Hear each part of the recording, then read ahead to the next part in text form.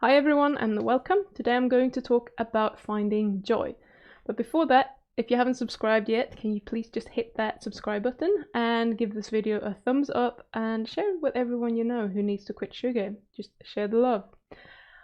So, most people who eat a lot of sweets and or processed foods generally really enjoy eating. They enjoy eating alone with other people, maybe preparing food, maybe shopping food, maybe ordering food, thinking about food.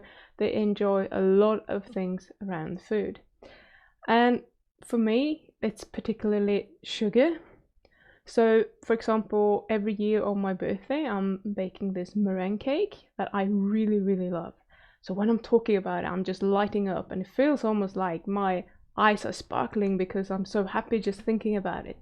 So whenever I'm talking about this particular cake, I'm getting a dopamine release in my brain, which will provide me with pleasure or joy. And even though I haven't eaten it yet, but I can think about eating it, how good it's going to be, and I know how good it's tasting. And I can think about I'm gonna make a double-sized cake this year maybe, so that I can eat it for 2 days rather than one, because that way I'm gonna get more cake, and more cake is better, and so on. And all of those thoughts actually provide me with joy.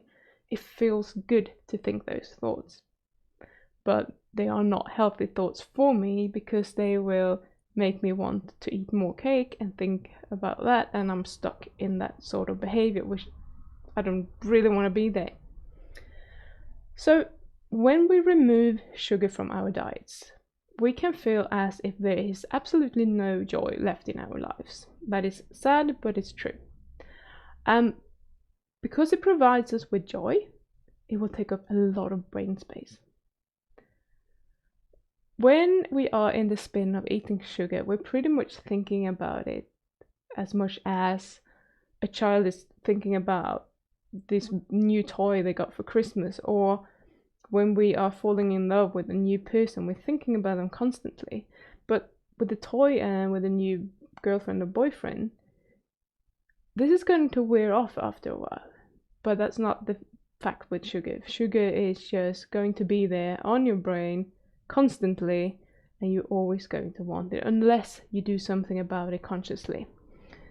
And we are probably going to think about when we're going to eat it and what it tastes like when we're going to eat it, and then after we've eaten it, we're going to think about how we wish that we hadn't eaten it, or maybe next time I can moderate it and I can just have a little bit, and all that sort of bullshit that we know is not true, but we're going to try to think it anyway because that's how we justify what we're doing.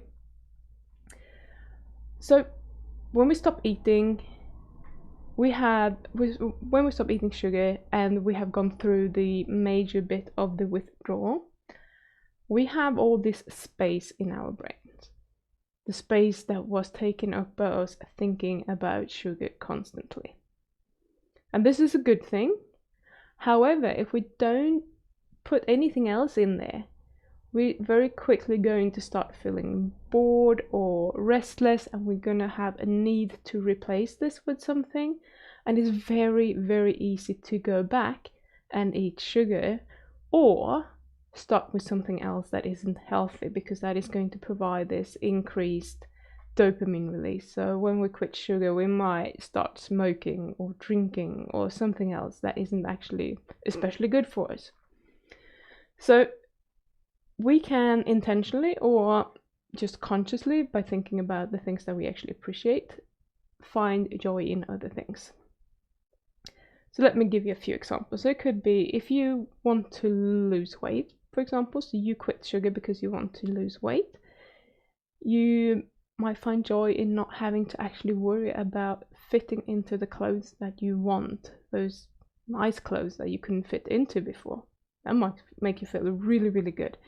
Or that you can eat as much as you like, maybe, of the healthy foods that you're now eating without worrying of putting that weight on again. You don't have to think about constantly being careful with what you're eating, because there is no risk of you getting overweight eating the foods that you're now eating, for example.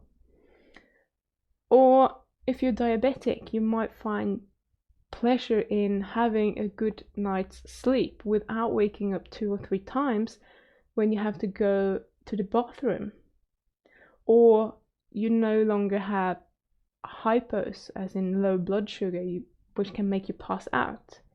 You feel fit and healthy for once, or you don't have to worry about losing your eyesight or losing a limb due to your inability to control your blood sugar, for example. You can intentionally start doing things that you know that you enjoy. Maybe you have enjoyed them in the past, but you haven't done them for ages because you have been so busy being stressed out and hiding behind food that you kind of put it on the shelf. I thought, meh, maybe some other time. So you can intentionally start doing those kind of things again. And you want to just do them. It's going to sound very strange because you're not going to enjoy them in the beginning necessarily. You will have about 6 weeks, maybe 4, something like that, of a gap when your brain chemicals, especially dopamine and the dopamine receptors, are realigning or readjusting themselves, finding themselves back at their baseline. So you won't find as much joy in doing these things initially because your brain is now suffering from dopamine deficiency. It will want more dopamine to feel good. And these things only provide a little bit, just like a steak.